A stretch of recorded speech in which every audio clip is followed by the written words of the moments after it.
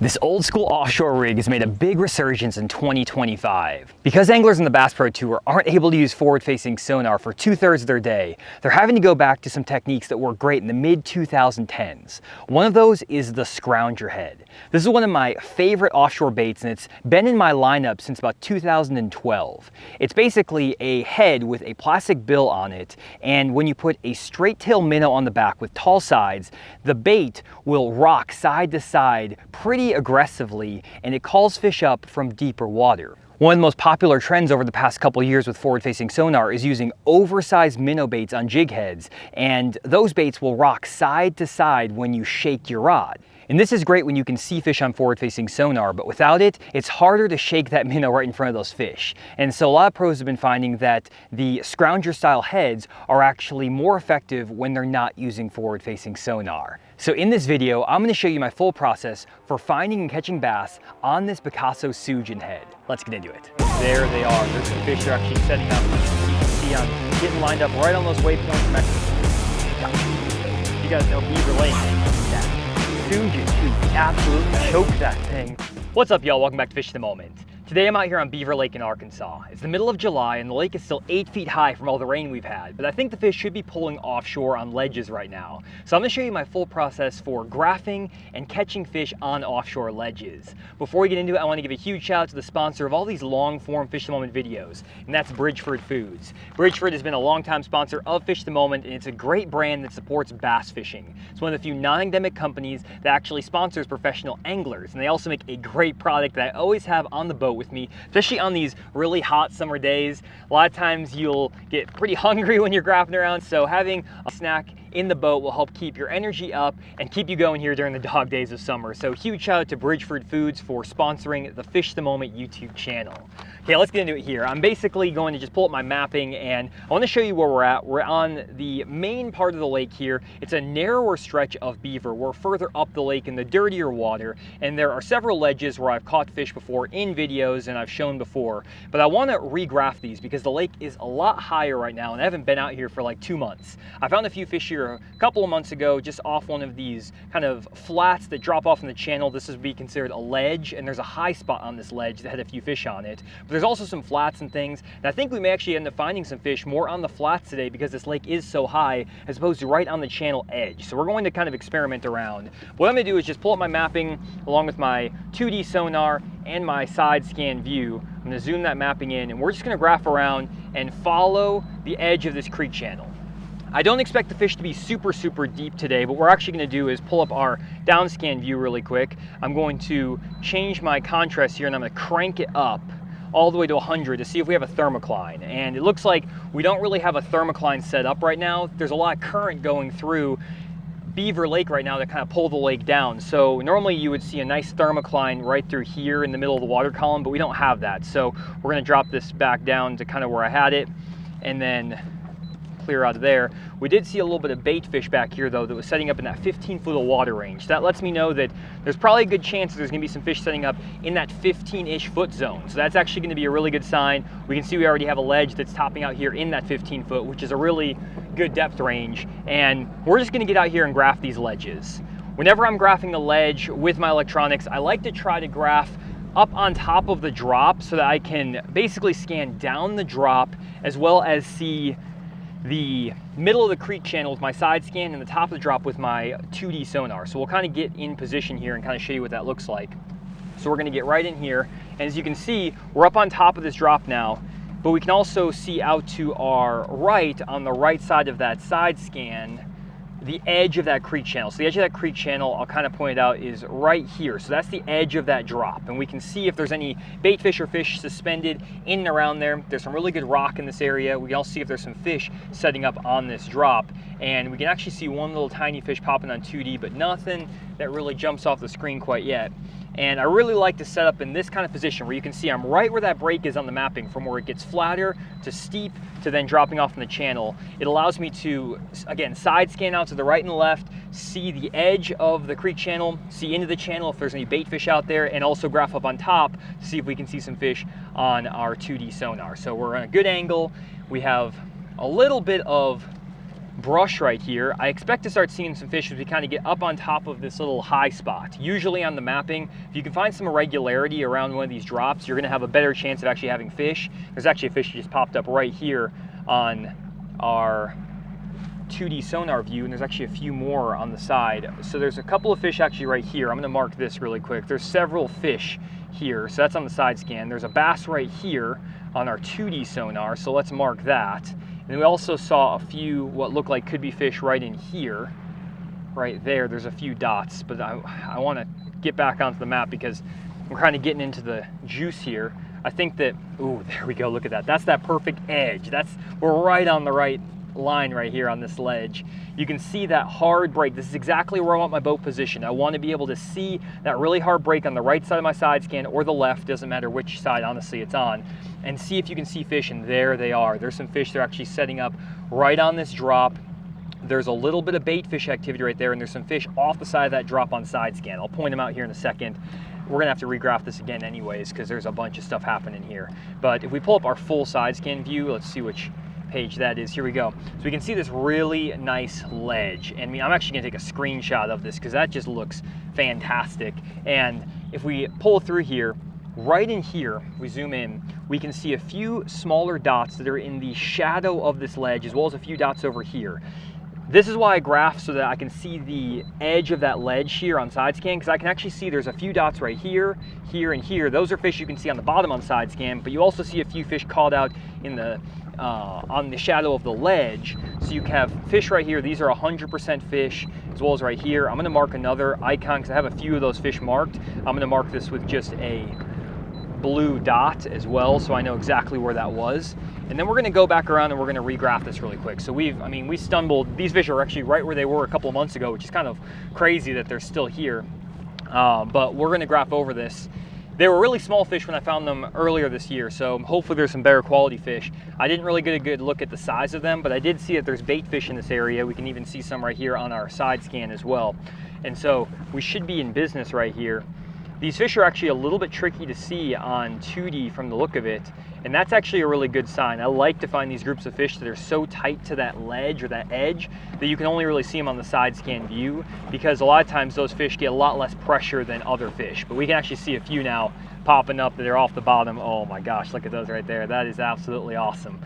You can see the really nice arch right here on our 2D sonar. That's a really nice fish, as well as another fish. I'm just gonna mark it again one more time with a fish icon, just to kind of have these through here. We can also see a few of those dots, and they're right on the edge, right there on that 15 foot of water, same depth of the bait that we graphed earlier.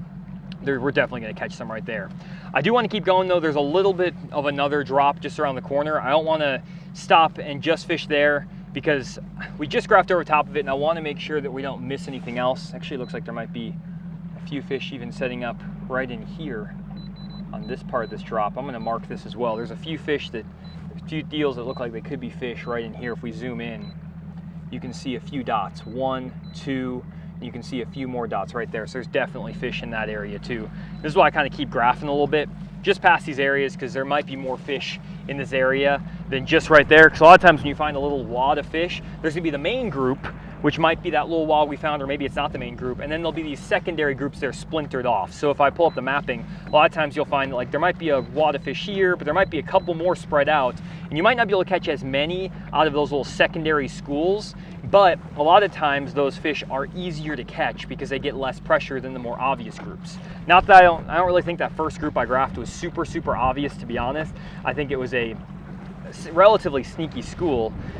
The one thing I will say about this area here is that the depth is a little bit deeper out here on this drop, kind of where it drops out here into 20 foot, which isn't a bad thing necessarily. We also kind of didn't hit the angle right on this deal. As we mentioned, you kind of have to get that angle proper on these drops. So we're gonna kind of regraph this again, maybe try to set up with that ledge on the left side of our side scan now to see if we can see those fish.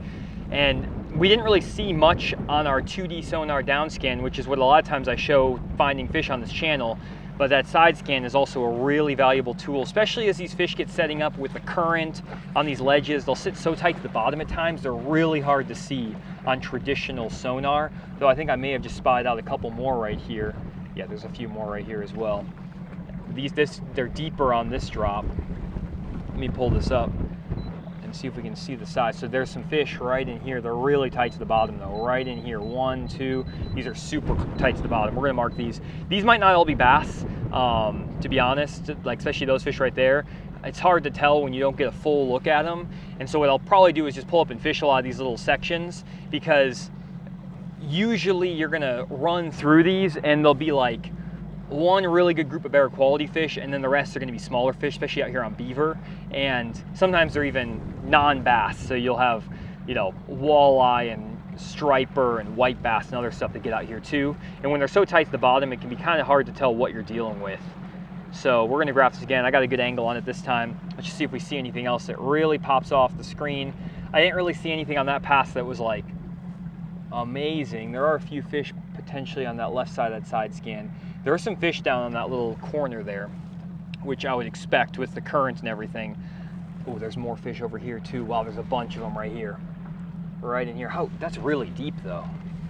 Right in here, there's a little brush pile that's loaded up with fish. I'm gonna mark this again here.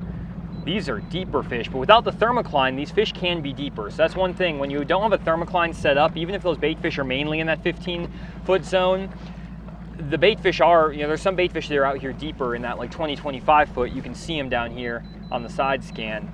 So there's a chance that these fish could be setting up here in this 25 to 40 feet of water without that thermocline. The water's clear enough for it here. So we don't want to rule out and only check those really, really shallow ledges, or that shallower ledge, that 15 foot. We want to keep these fish out here deeper on this too, because if we can find some fish out here in that 25 foot of water, 30 foot of water, they get a lot less pressure than those fish up on those shallower ledges. So this is kind of the process I go through. Again, we could have just stopped on that first school and just fished, but I like to show you guys my full process of graphing a few of these drops rather than just, you know, we found the school immediately and just start fishing. And to give you an idea of what I'm thinking about, my thought process through this, hopefully that's helpful. I don't necessarily see a lot there. I saw them on the side scan. We're still going to probably pull up and fish that, just because there's a really good chance that there's some fish sitting deeper without that thermocline, and we saw them on the side scan. And you're not always going to graph over these spots and see them every time, just because of the angle you hit it at, the way that, oh, there's some fish right there. There's a brush pile too. The way that the sonar and everything works, you sometimes have to regraph these spots 2-3 times, and you might only hit the angle one time and see them on side scan. So you have to kind of pay attention when it does happen. I'm seeing a few fish around that brush. There's a lot of shad on this spot too, a bunch of shad. I'm trying to see if I can pick out any individual fish. I don't see anything that really jumps off as like, I mean, I see a fish here. I'm gonna mark this brush pile. We're gonna regraph this. Again, don't know if I got the angle right on this deal. And there's a lot more stuff to check out too. So this isn't like the only area I need to be fishing, but I just want to keep them honest right here, because it looks, oh, that rock right there looks super good. There's some fish definitely in that rock. There's gotta be. With all the bait that was through here, I just have a feeling that rock has to have something down in it. Looks like there's a few fish scattered on the right side of the side scan too. Nothing super crazy. There are a few fish though, not as stacked up as that first spot. That first spot we graphed is definitely the best looking spot, but that brush pile there could be loaded up as well. I really like the look of this though. These rocks right here are in a good depth range, and you don't see a lot of, I'll pull up the full side scan view. You don't see a lot of activity in there, but because there's so many rocks, it actually can disguise those fish. But there's a lot of bait in this area. We're seeing bait balls all over the place in the same depth as those rocks. And so a lot of times I'll come and fish these rocky spots as well, drag a jig and stuff like that. Even though you might not see the fish as easily on 2D and on side scan, these fish again are less pressured than a lot of the other fish you're gonna find, because guys are so focused on trying to see those fish on the 2D sonar, on the down scan view, stuff like that. So they're looking for those perfect, you know, dotted up schools or ledges, and they'll just completely miss these fish. So I hopefully kind of gave you an idea. There's like 5 or 6 different little spots that we can check out here. I don't expect every single one of them to be loaded up, but I think there's a chance. I mean, there's even some fish just kind of scattered through here. I think there's a chance we can kind of work our way through this. And what I want to do is actually start right on that first spot where we graphed, because I think this first spot has some fish. And then after that, we'll probably take our mapping and we're going to work our way down this whole deal.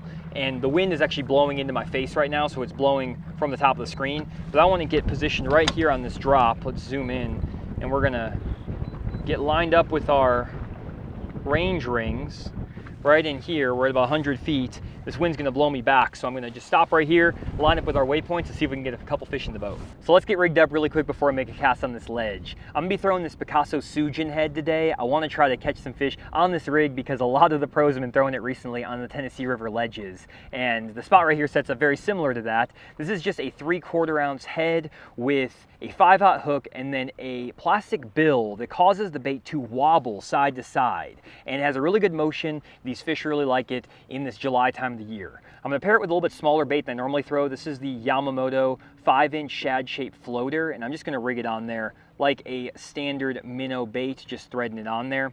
And I have a bigger one of these Suijin heads in the box as well that I've been catching fish on, but I think that little bit smaller profile here on beaver is gonna be better. And we're just gonna throw that thing down there and see if we get a bite. So let's get started here by lining up on this spot. You can see I'm getting lined up right on those waypoints. I'm actually gonna drop my spot lock here, and you can see that I'm pointed almost directly at these waypoints. I did notice my 0.1 transducer is not really working that well to kind of keep the boat pointed in the exact direction, but I have a line up here that I can see, and we kind of know generally where we are. You can see that map is going to be spinning in a circle because that 0.1 indicator is not calibrated. I need to recalibrate that, but we're not going to worry about that right now. We're just going to focus on trying to catch these fish. I am within my little range ring there that's set to 100 feet, and so I know I am within 100 feet of those fish. I'm just then going to cast that Suijin head down there, let it hit the bottom, and then I'm going to slowly wind that thing in.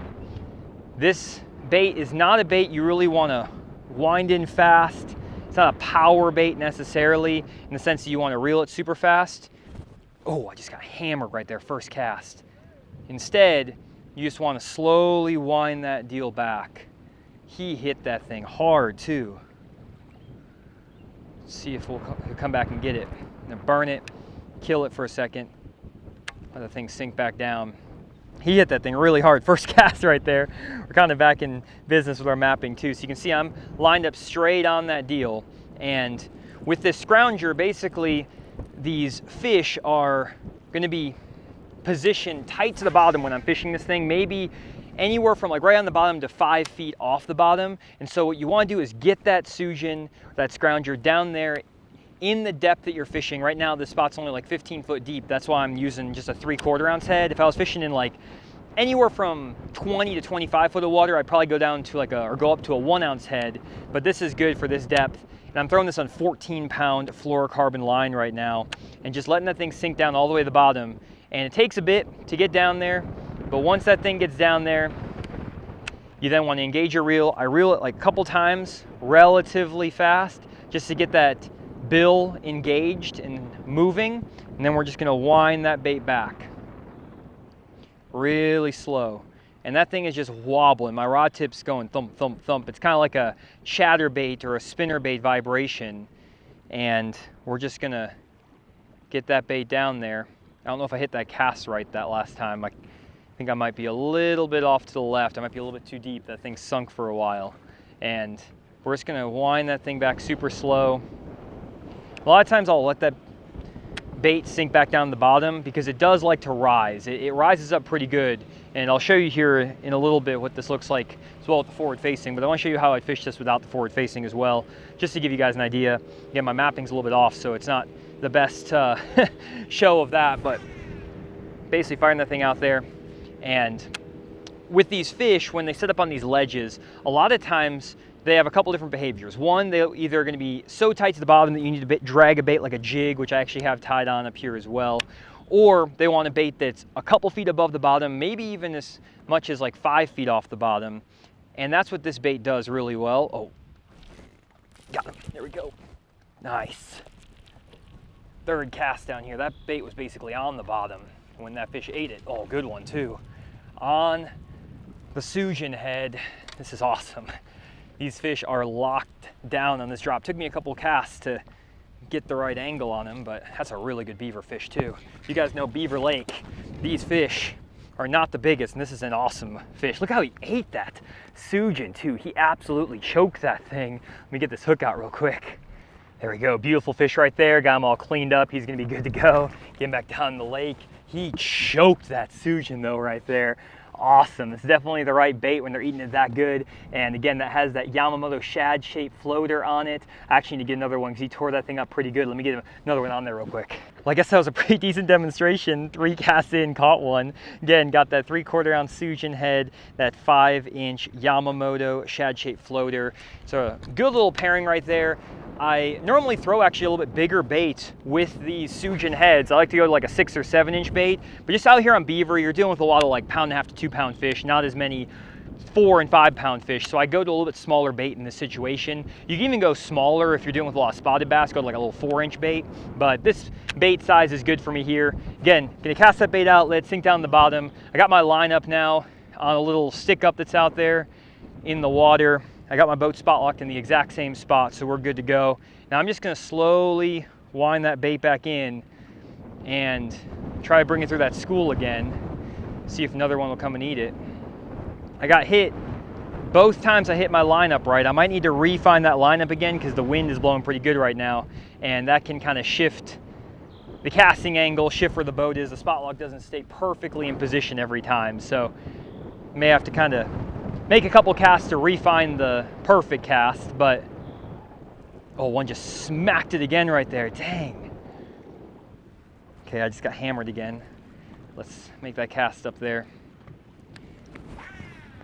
And there's a lot of modifications you can make with these scrounger style heads. I really like this Picasso head because it has a really good balance when you burn the bait in. One thing I like to do with my retrieve on this deal is I'll get that bait out there.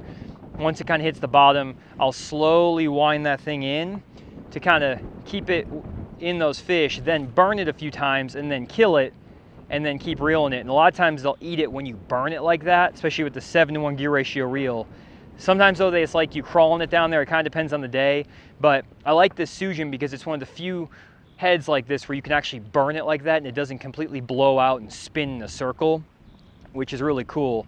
And one just smacked it again right there. There's probably a bunch of smaller fish up here that can't get it in their mouth, which is typical out here on Beaver. Just got hit again, but this bait got a pretty good one. I mean, that's a decent beaver-sized fish, to be honest, the one I just caught. It's a good one. And you kind of have to sometimes just weed through them, pick a bait that you can fish that has a big enough profile for these fish where like a 2-pounder is actually going to eat it. I could go down to even smaller bait and probably catch like the 10 and 12 inches that are up there, but that's not really the goal right now. But again, get that bait, let it sink back down the bottom.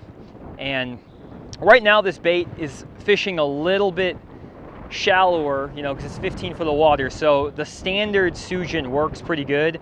But if I was fishing a little bit deeper but I wanted the same profile bait, you can trim up the bills and stuff, which I will talk about here in a little bit, and I'll show you my different baits as well.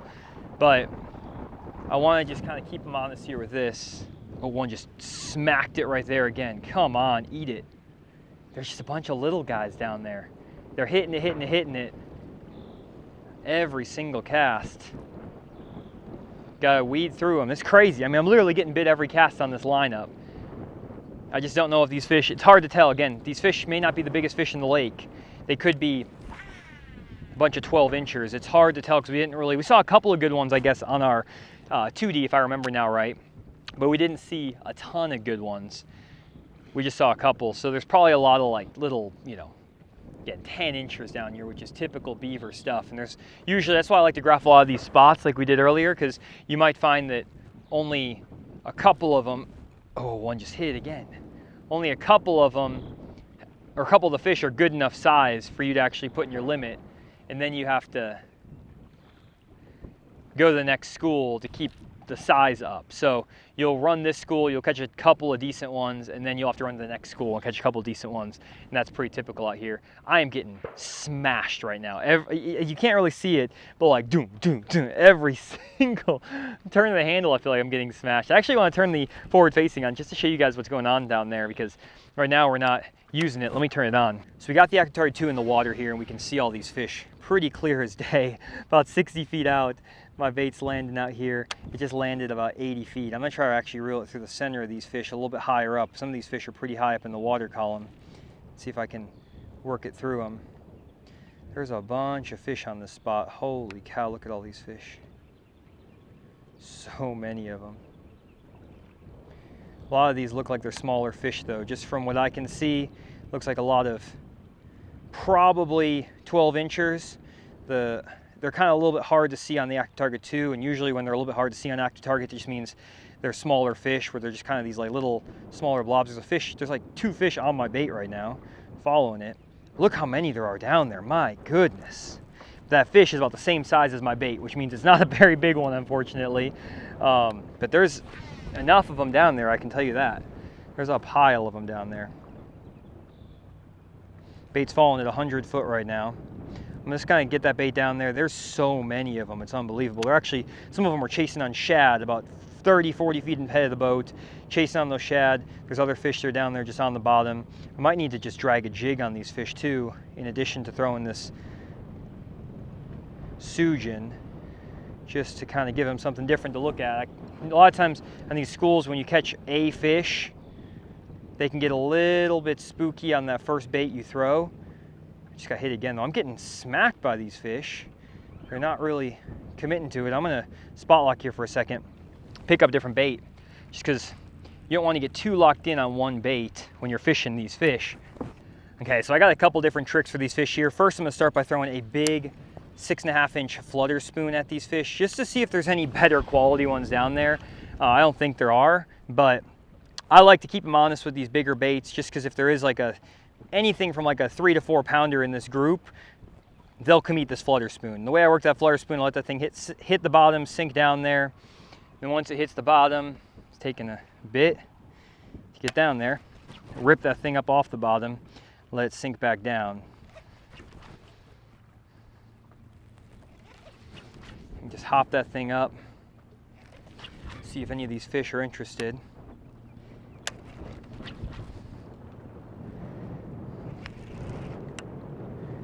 Don't see anybody getting super excited about my spoon, which is not the best sign, which just means that these might be just smaller fish. Make one more cast at these fish with this bigger spoon, and we'll try another bait here. Fire over here one more time. You can see all these fish here about 45, 50 feet away from the boat, dropping it right into them. Might even got a little bit close on them, to be honest. But, ooh, one just got a little bit excited about it. Oh, he went to go hit it. Come on, get it, fish. One hit it. There's bait right in there too, come on. There's a good one in there, he's gonna have to get it, come on. Oh no. He's right there, come on, get it, fish. Do you see those? Oh my gosh, there's some good ones on it too. They just don't want to eat it. They're probably just too small. Okay, gotta try our next trick on them. So the spoon didn't work. Let's pull out our tush with the spunk shad. You guys know this is my favorite little rig. And there's a bunch of them just pretty close to the boat here. There's some further up there too. Let me just fire this thing out there. One of my favorite ways to get these fish to bite. So this tush with the spunk shad, I throw it out, let it sink down in the bottom, get within about 5 feet of their face, and I hop it pretty hard and let it sink. Hop it pretty hard and let it sink. And if these fish are aggressive, they'll come crush this thing. There's a bunch of them out here. Come on, one of you come eat it. Bait's about 30 feet out right now. It's crazy, we've only got one of these fish to actually commit.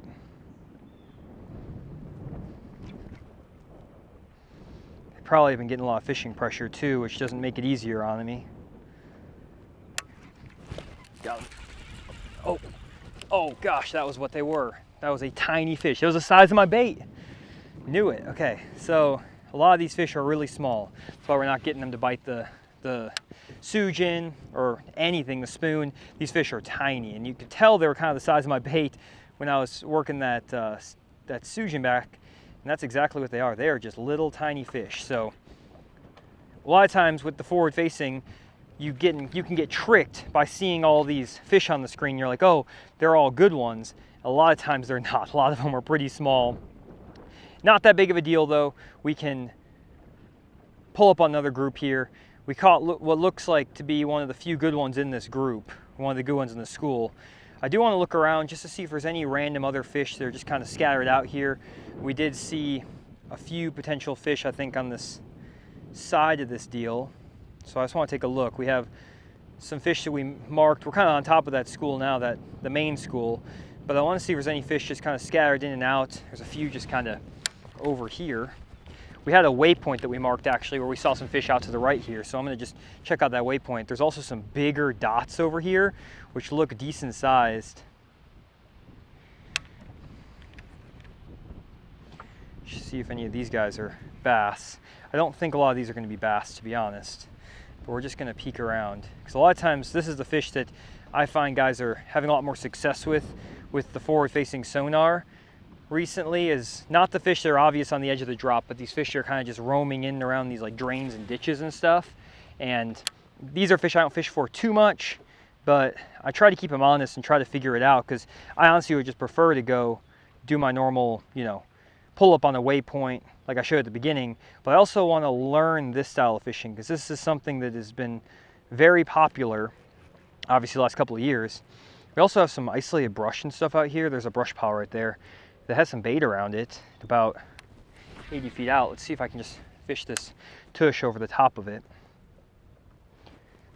Maybe get a bite.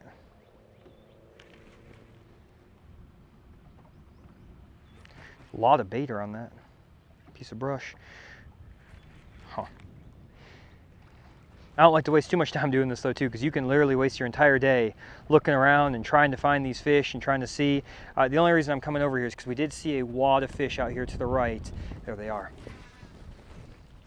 That we have a waypoint on. I have my waypoint right here. They're about 100 feet out. And I just want to see if any of these fish are actually bass. Kind of coming at them from a bad angle, unfortunately. There they are, though. They're on the bottom there, 15 foot. There they are. There's like a little mini secondary school out here. Not making a long enough cast on them. I'm getting close. This is where boat positioning is really critical, and I'm kind of screwing it up because I'm not fishing into the wind right now. I'm fishing with the wind, which actually is one of the things you should not be doing. But we're going to try to get that bait down there, see if we can make a cast or two and get them fired up on this deal.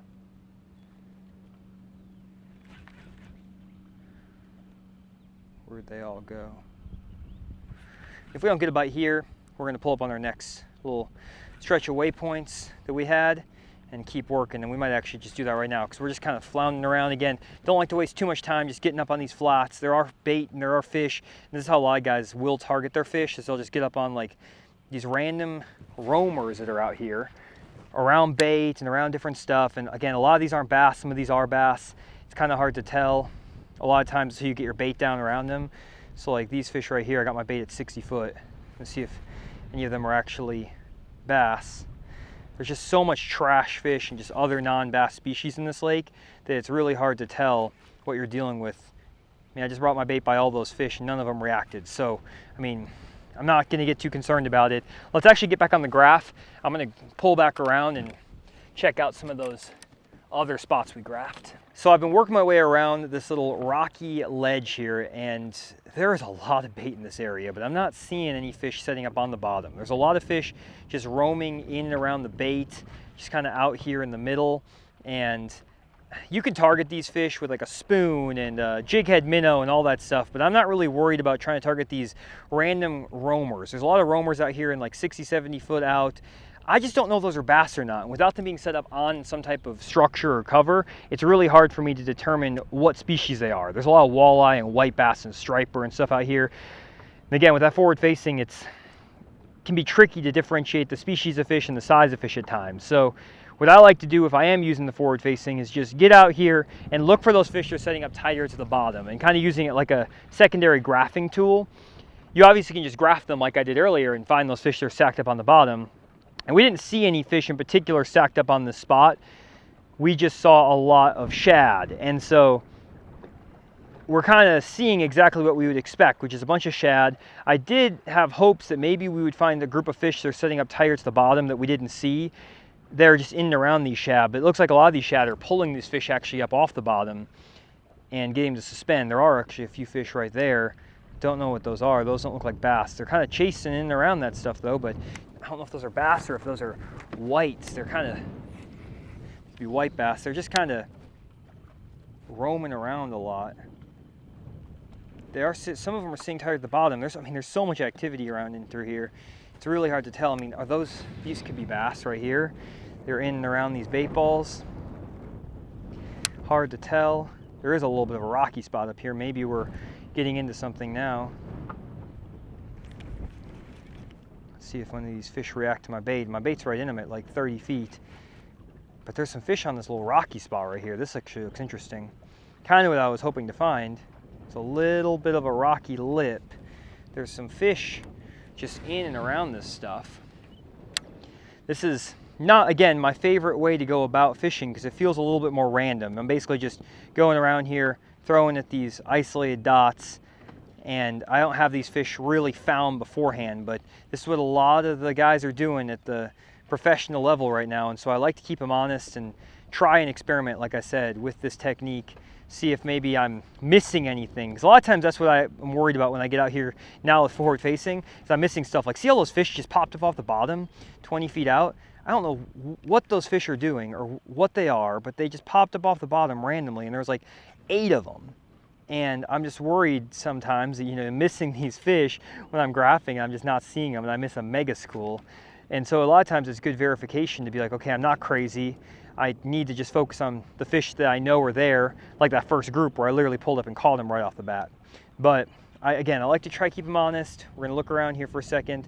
There's a little bit of brush and just shad, but I'm not seeing too much. So now let's kind of make our way back over. There's another little waypoint over here, and pick that Suijin head back up, because that definitely is a bait that they were choking earlier, and I want to keep them honest on this deal.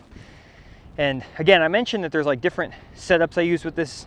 Basically, my go-to is just the standard bill on this Suijin that comes with these in the package. I have found that when I'm fishing a little bit deeper water and I want to use this like 5-inch bait, I'll trim the top of that bill just a little bit and just cut like a 1/4 inch off the top and round it off. And that will cause that bait to vibrate a little bit less, have a little bit less pull, and it keeps it deeper a little bit better. But if I want more vibration or I'm in dirtier water, a lot of times I'll go to a heavier head and a bigger bill. That bigger bill will pull more water again, and it will vibrate more. I'll use a bigger bait that really turns water, and when I'm fishing bigger fish, dirtier water, I'll go to a bigger head. And I'll get lined up on these fish here too. One second, I'll pull one of these heads out to show you. This is one of the ones I've been throwing recently that I've caught some really good fish on. Man, this wind is getting it today. Here's what I've been catching them on. This is the Demiki 7-inch armor shad, and this is an 1.25 ounce Suijin with a lot bigger bill. That bill is way bigger on that 1.25 ounce, this one over here, and that will pull a lot more water, so you need a heavier head, that 1.25 ounce, to keep it down there in that 15 to 30 foot range. This bait, you can see, is all torn up because I've been catching them on it. And this is my normal size of the Suijin that I throw: 1.25 ounce, 7/0 hook, 7-inch bait. And when I have bigger fish or just feel like I can, you know, get around some better quality fish, that's what I go to. But again, I like to go to that smaller profile bait like this when the fish are a little bit smaller. I'm dealing with a lot of 1.5 pound, 2 pounders. This bait actually got torn up from a fish that hit it and didn't get it. So there's a lot of little fish out here that are just kind of chasing and chewing. But let's kind of get up here. Looks like there might be a little something up here to look at. This is that ledge where we saw a few fish on side scan, and on our 2D, there's a lot of random cruisers out here. Again, don't know what all these random cruisers are about. I'm not going to get too excited about them. There was a school of fish that looked like it was deeper. Again, these could be who knows what, drum, catfish. So we're going to kind of take a look and just see how they're positioned here on the active target. Not seeing any fish. They're setting up right to the bottom necessarily. They're just kind of up here roaming. Just because I see fish does not mean I'm going to make casts. And most of the time I'm not casting at these fish. I'm just kind of looking around, seeing what's what.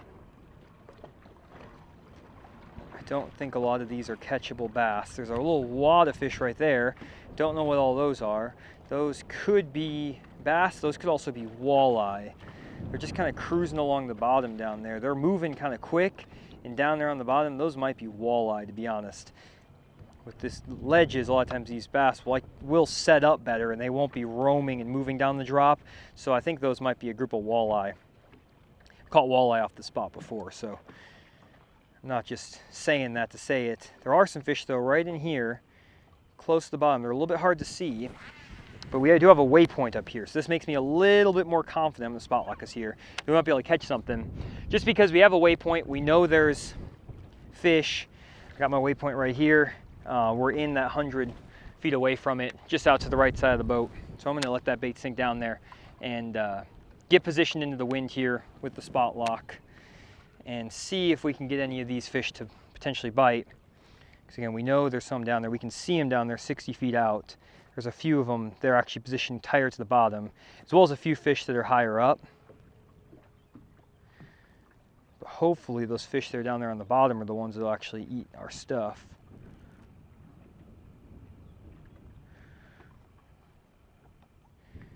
Oh, there's one. Yep, there he is. I don't know where he was on the active target. I didn't really, again, need the active target on this deal. That was pointed completely to the right side of the boat. I wasn't even pointed in front of the boat when I hooked this fish. We just threw it our waypoint. We kind of saw him down there a little bit. Good fish again. Nice one on that Suijin. That fish got that good. Suijin head, really nice fish on that drop. Right where we graphed him up, we graphed those fish again. You getting our bait on here. Graphed him up on side scan, down scan. I mean, honestly, right now, I'm not really using the active target to get these fish in the boat at all. Let me get our bait on here.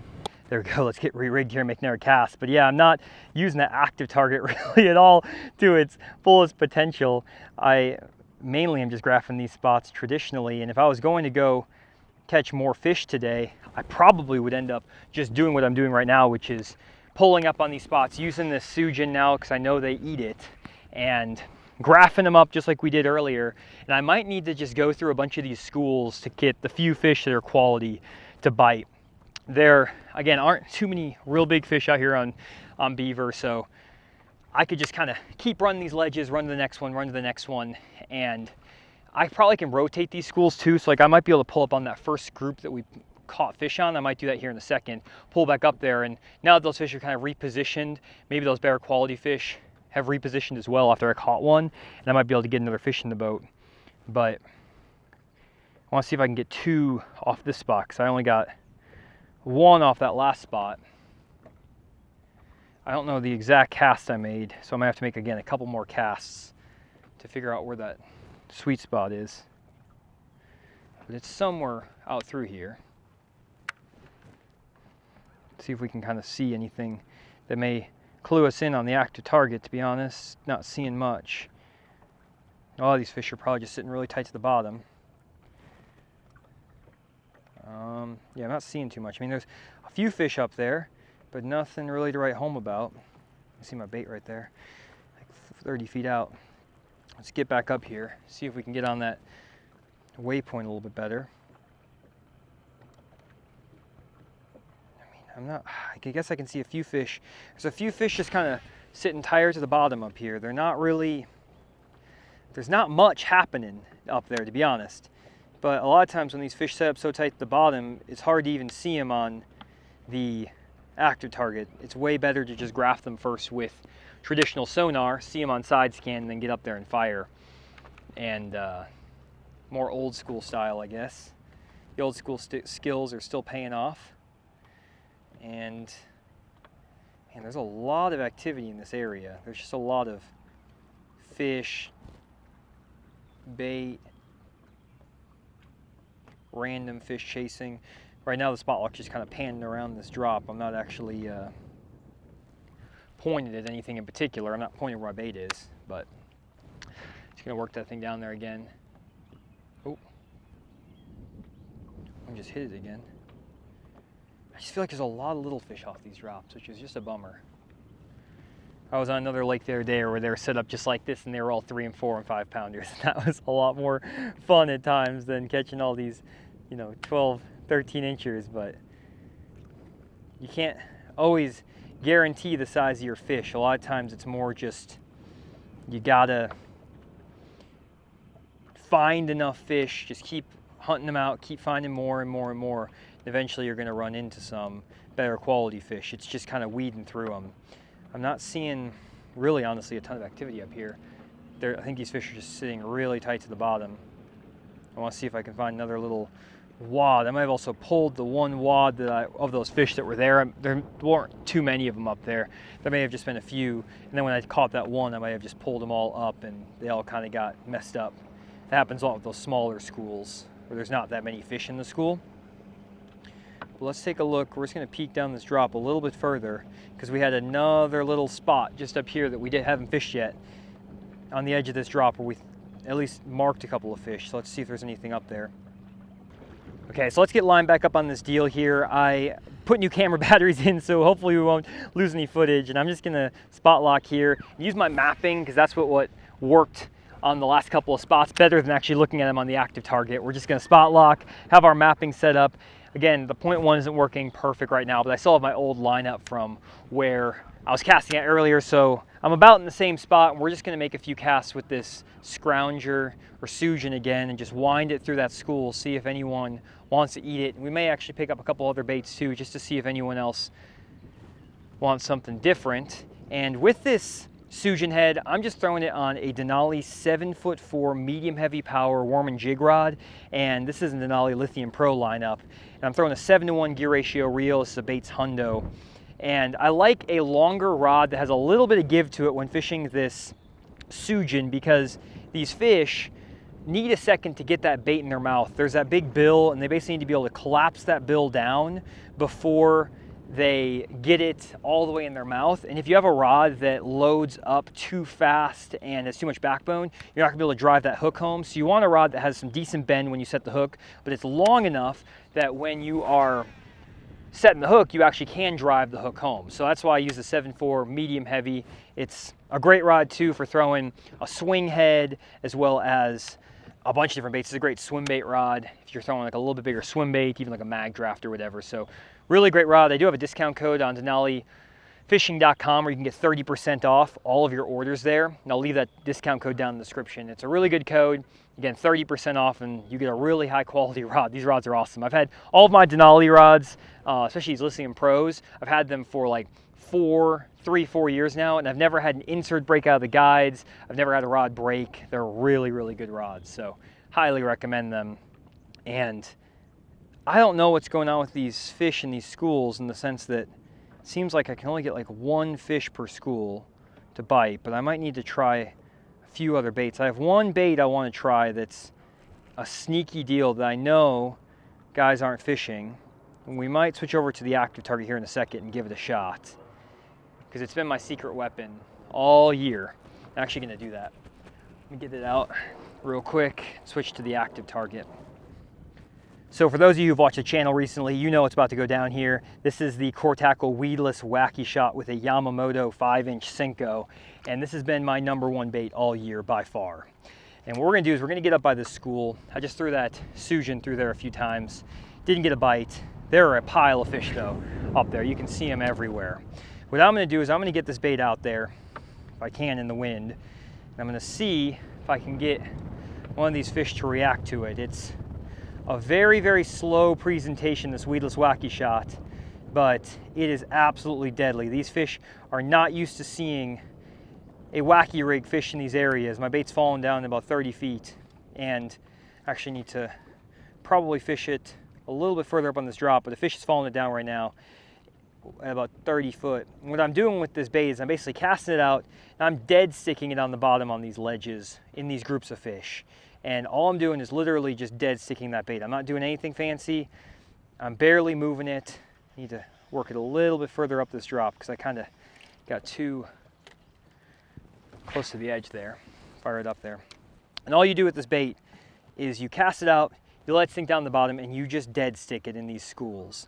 And it works really well in these schools of fish when those fish are sitting tight to the bottom, when they're feeding on the shad especially, because it'll fall through and they'll follow that thing all the way down to the bottom, and then once it hits the bottom they just circle it and circle it and circle it, and then eventually they come up and grab it. And I got my bait over there. It's about 60 feet out, and with this wind I'm not going to be able to keep you with the active target on those fish the whole time. So I'm probably just gonna spot lock right here. And I know where that lineup is and that cast is. And all I'm gonna do is just dead stick that bait out there, let it sit for like 15 plus seconds. And then I'm gonna shake my rod a few times, let that bait fall back down. There's one. Oh, he hit it. He didn't get it. Shake my rod a few times and let it sink back down the bottom and dead stick it. And these fish, for some reason, they love when that bait is sitting there for 10, 15, 20 seconds. I don't know why. And then when you move it, they either eat it right when you move it or after it's been sitting there again for like 15, 20 seconds. It's the weirdest deal. I don't know what's causing this kind of fish behavior, but there's one.